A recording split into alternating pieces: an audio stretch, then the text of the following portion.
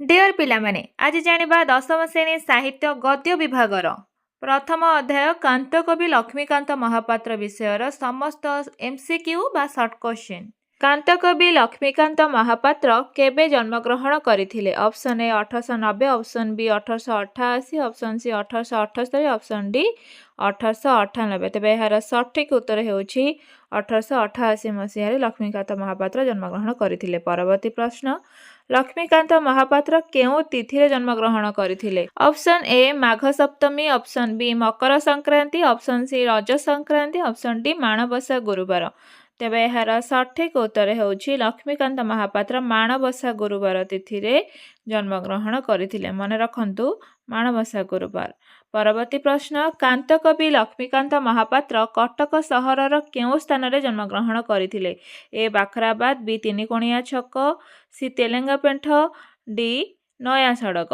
तेबे यार सठिक उत्तर हेउछि बाखराबाद ठारे लक्ष्मीकांत महापात्र जन्मग्रहण करथिले। परवर्ती प्रश्न, लक्ष्मीकांत महापात्रଙ୍କ पिताଙ୍କ नाम कौन? Option A Choudhury Ramprasad Samantaray, option B Choudhury Tara Prasad Samantaray, option C Choudhury Bhagabat Prasad Samantaray, option D Choudhury Haraprasad Samantaray. तेबे यार सठिक उत्तर हेउछि चौधरी भागवत प्रसाद सामंतराय। परवर्ती प्रश्न, कांतकविଙ୍କ पैतृक ग्रामर नाम कौन अटे? Option A Bakhrabad, option B Kantapada, option C Talapada, option D Dhuapatriya Gali. तेबे यार सठिक उत्तर हेउछि तालपदा। कांतकविଙ୍କ पैतृक ग्रामर नाम हेउछि तालपदा। लक्ष्मीकांत महापात्रଙ୍କ माता राधामणी केउ जमीदारଙ୍କ कन्या थिले? Option A Kantapada, option B Talapada, option C Bhadrak, option D Cuttack. केउ जमीदारଙ୍କର से कन्या थिले? यार सठिक उत्तर हेउछि कंटापड़ा जमीदारଙ୍କର कन्या थिले। परवर्ती प्रश्न, कांतकविଙ୍କ जन्म समय भागवत प्रसाद केउ स्कूल रे शिक्षकता करुथिले?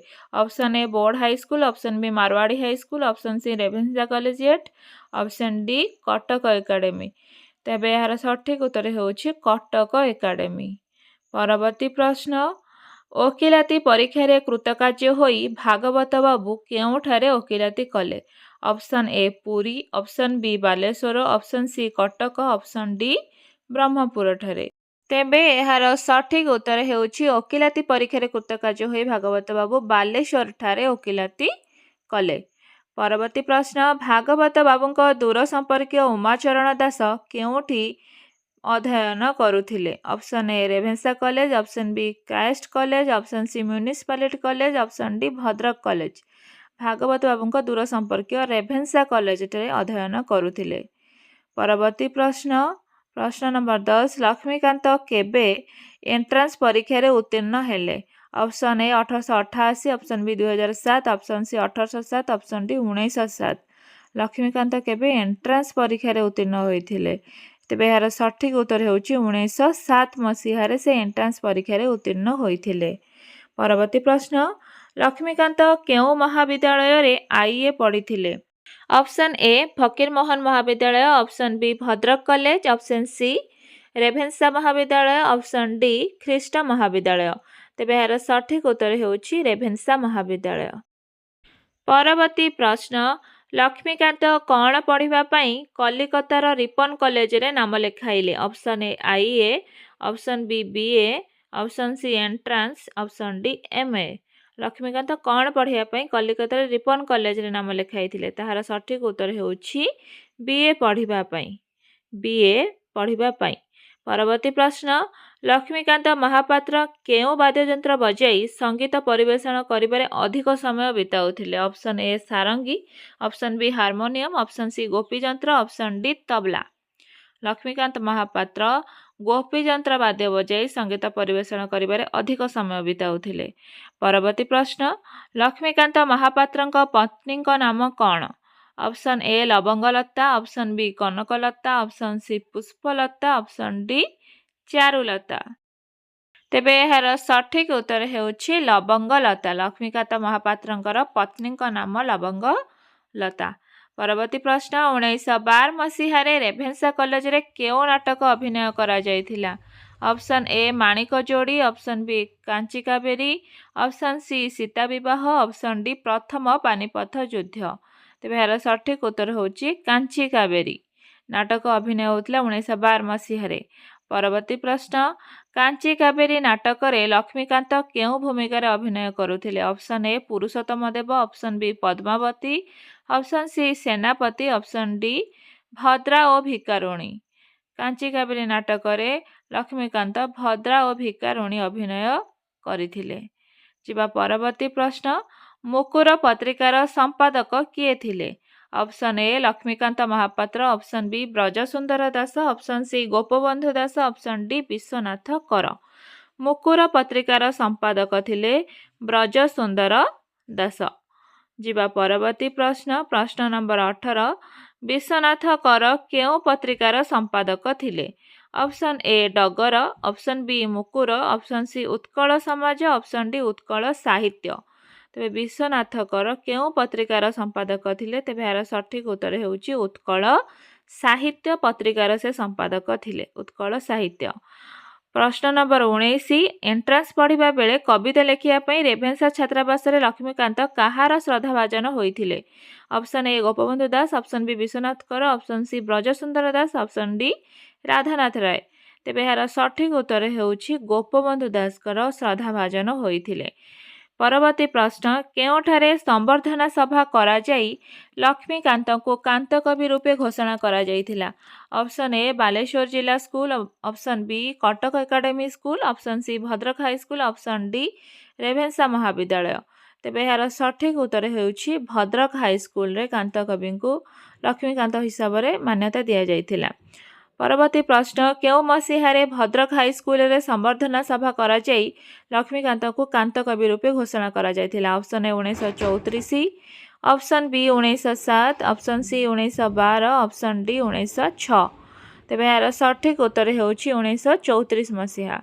परवर्ती प्रश्न भद्रक हाई स्कूल रे आयोजित संबर्धना सभारे किए सभापति थिले? Option A Gopabandhu Das, option B Umacharan Das, option C Fakir Mohan सेनापति, ऑप्शन डी चिंतामणि महांती। तेबे एहार सठिक उत्तर हेउची चिंतामणि महांती।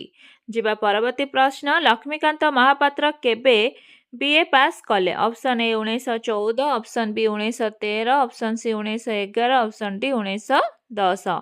तेबे लक्ष्मीकांत महापात्र केबे बीए पास करथिले? एहार सठिक उत्तर हेउची 1913 मसीह लक्ष्मीकांत महापात्र बीए पास करथिले। परवर्ती प्रश्न किए लक्ष्मीकांत को बीएल पढ़िबा पई परामर्श देइथिले? Option A Gopabandhu Das, option B Biswanath Kar, option C Umacharan Das, option D Chintamani Mahanty. BL पढ़िबा पई तांको किए परामर्श देइथिले? एहार सठिक उत्तर हेउची उमाचरण दास। तेबे बीएल पढ़िया पई उमाचरण दास तांको परामर्श देइथिले। परवर्ती प्रश्न ज्वर छाड़ी जिबा परे लक्ष्मीकांत देहरे काहार उपसर्ग प्रकाश पाइथिला? ऑप्शन ए मानसिक परिवर्तन, ऑप्शन बी बौद्धिक परिवर्तन, ऑप्शन सी शारीरिक परिवर्तन, ऑप्शन डी दुरारोग्य व्याधि। तेबे यार सठिक उत्तर हेउची दुरारोग्य व्याधिर उपसर्ग प्रकाश पाइथिला।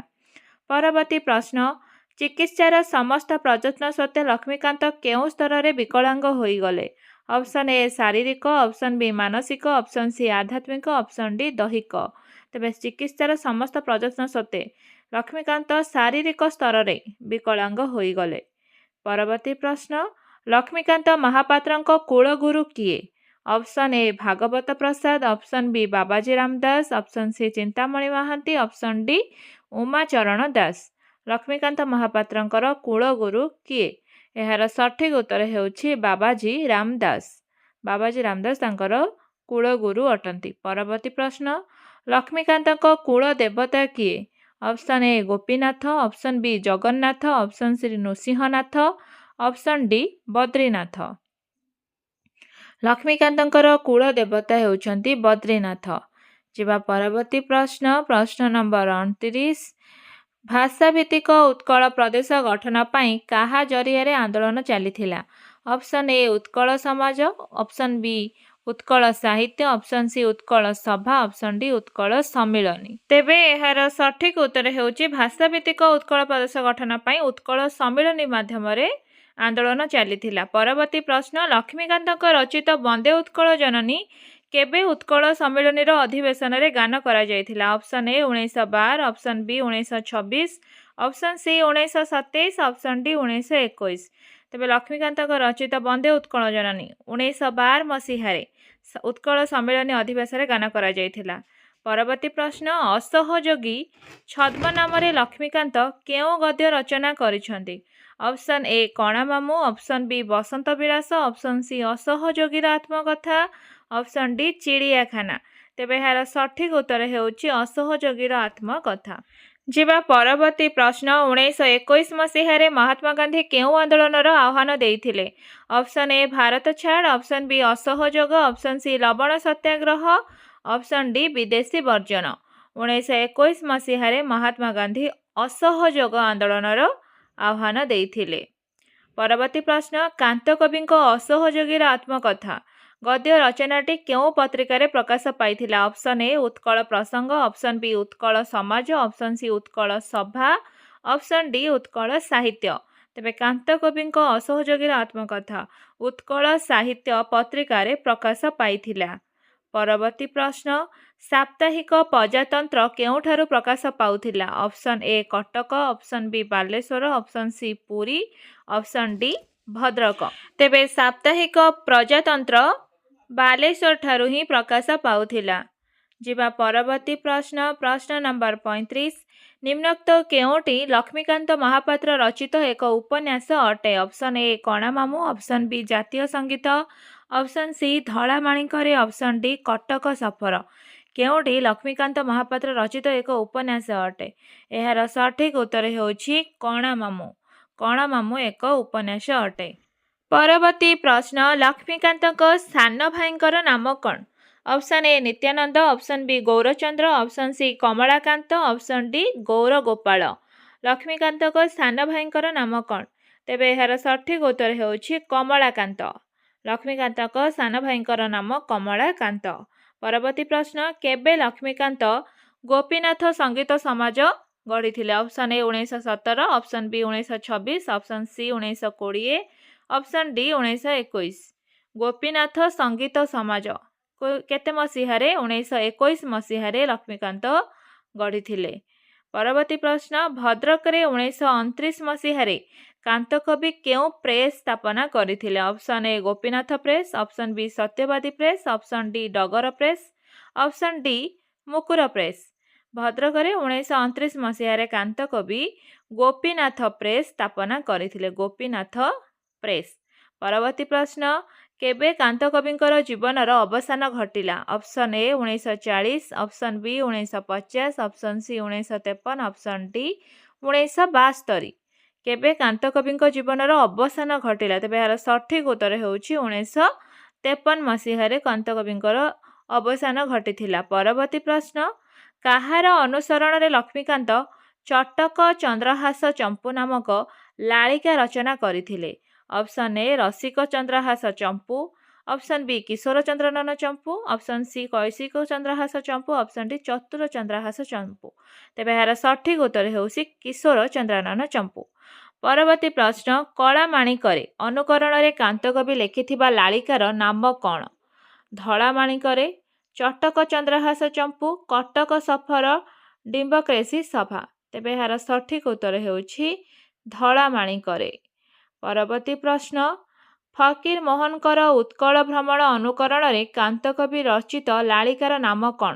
Option A Cuttack Chandrahasa Champu, option B democracy Sabha, option C ଧଳାମାଣିକରେ, ଅପସନ୍ ଡି କଟକ ସଫର।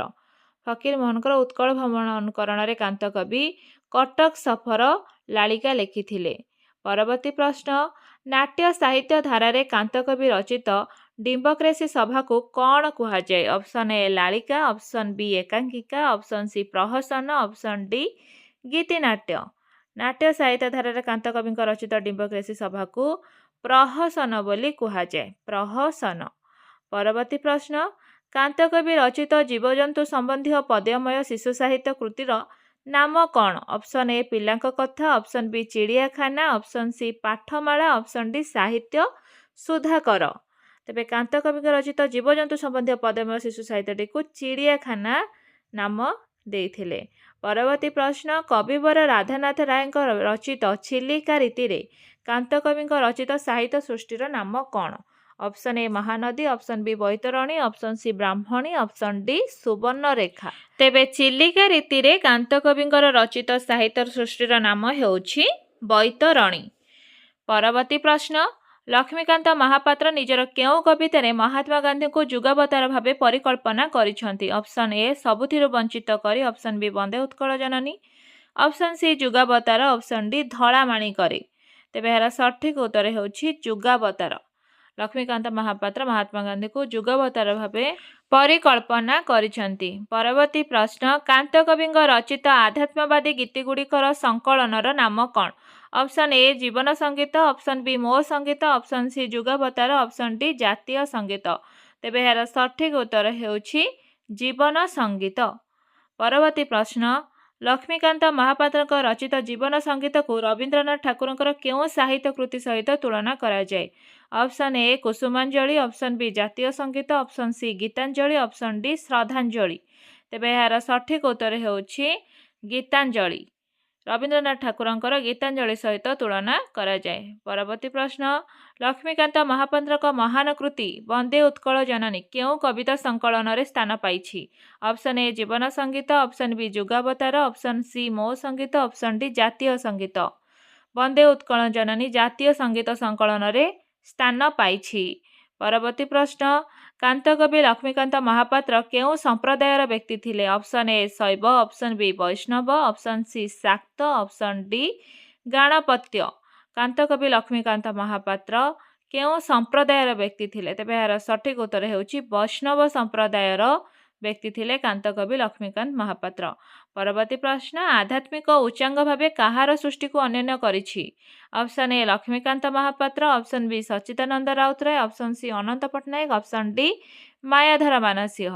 ତେବେ ଏହାର ସଠିକ୍ ଉତ୍ତର ହେଉଛି ଆଧ୍ୟାତ୍ମିକ ଉଚ୍ଚାଙ୍ଗ ଭାବ କାହାର ସୃଷ୍ଟି? ଲକ୍ଷ୍ମୀକାନ୍ତ ମହାପାତ୍ରଙ୍କର ସୃଷ୍ଟି ଅଟେ।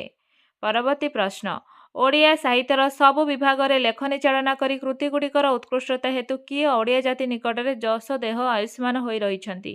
Option A Bidyut Prabha Devi, option B Nilakantha Das, option C Gangadhar Meher, option D Laxmikanta Mahapatra. ତେବେ ଏହାର ସଠିକ୍ ଉତ୍ତର ହେଉଛି ଲକ୍ଷ୍ମୀକାନ୍ତ ମହାପାତ୍ର।